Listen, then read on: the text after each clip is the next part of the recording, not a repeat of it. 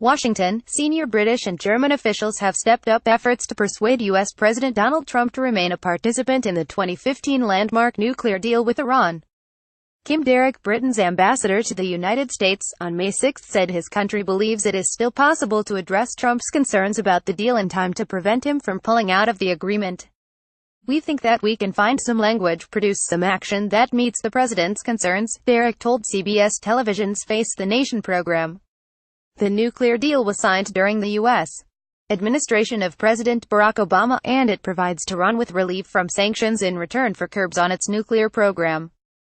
But Trump has said he is unhappy with the terms and accuses Iran of violating the spirit of the accord by supporting militant activity in the Middle East and by continuing to test ballistic missiles.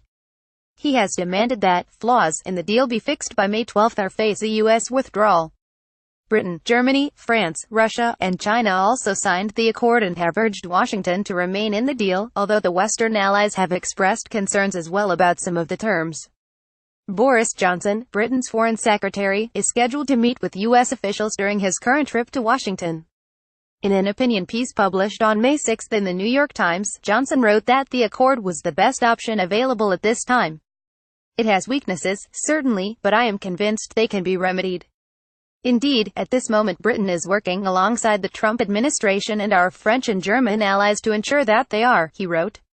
Meanwhile, German President Frank-Walter Steinmeier warned of possible dire consequences should the deal fall apart in an interview with German broadcaster ARD.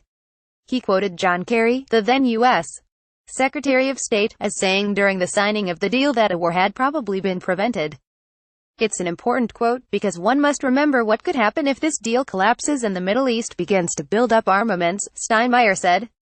Steinmeier also said German Chancellor Angela Merkel and French President Emmanuel Macron had done the right thing by pointing to some common European interests with regard to the nuclear deal with Iran during their recent visits to Washington. The German presidency is a mainly ceremonial role.